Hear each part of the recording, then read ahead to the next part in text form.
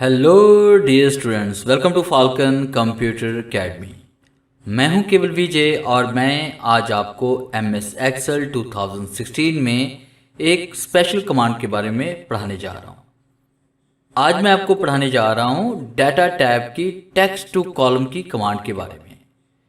इसका इस्तेमाल हमने किस तरह से करना है और मैं आपको दो तरह से इसका यूज़ करना बताऊंगा। तो लेक्चर स्टार्ट करने से पहले अगर आप मेरे चैनल पे नए हैं तो मेरे चैनल को सब्सक्राइब करें और बेल के आइकन पे क्लिक करें ताकि मेरी आने वाली जितनी भी वीडियोस हैं उनकी नोटिफिकेशन आप तक बआसानी पहुंच सके। अगर वीडियो अच्छी लगे तो इसे लाइक ज़रूर कीजिएगा। शुरू करते हैं आज का लेक्चर। सबसे पहले हम बात करेंगे इसमें डाटा टैब के बारे में और इसमें जो कमांड इसमें आ रही है टेक्स्ट टू कॉलम के बाद वो ऐसा होता है कि आपने डाटा यहाँ पे राइट किया होता है। जैसे आपको नज़र आ रहा है कि ऊपर मैंने एक ही सेल के अंदर ये डाटा सारा राइट किया हुआ है कि यहाँ पे देखिए मैंने अपना नाम लिखा हुआ है, इदारे का नाम लिखा हुआ है और उसके बाद ईमेल लिखा हुआ है एंड कॉन्टैक्ट नंबर लिखा हुआ है। अब मैं ये चाहता हूँ कि ये मेरा जो डाटा है जो कॉमे के बाद आ रहा है वो अलग अलग से कॉलम में ऐड हो जाए। बाद में आप जब किसी वेबसाइट से या किसी भी सॉफ्टवेयर से कोई डाटा कॉपी करते हैं तो उनमें कॉमास वगैरह दिए होते हैं, उनको आप अगर अलग अलग करना चाहते हैं तो उसके लिए आप इस कमांड का यूज़ कर सकते हैं, उसे अलग अलग कॉलम में शिफ्ट कर सकते हैं।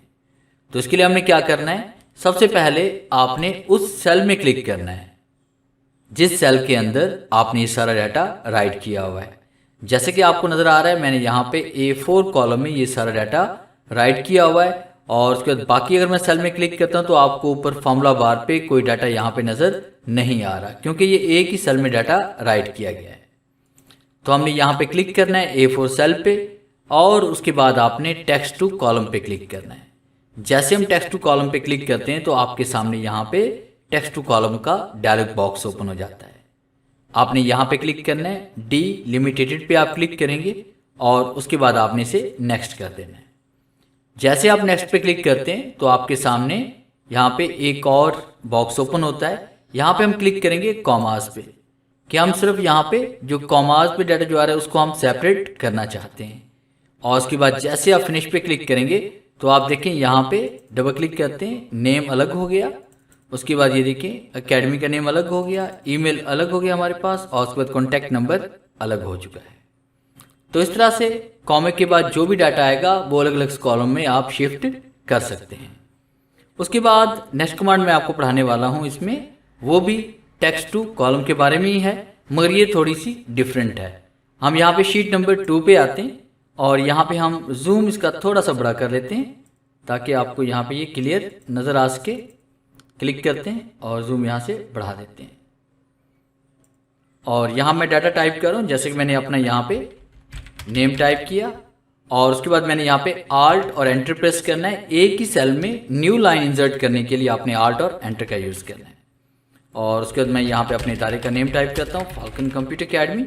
आल्ट एंटर प्रेस करते हैं, फिर उसके बाद यहाँ पे अपना ईमेल एड्रेस टाइप करते हैं kvjvision@gmail.com। फिर आल्ट और एंटर प्रेस करते हैं और यहाँ मैं कॉन्टैक्ट नंबर टाइप करता हूँ 0300 and 1234567 और यहाँ पे एंटर कर लेते हैं।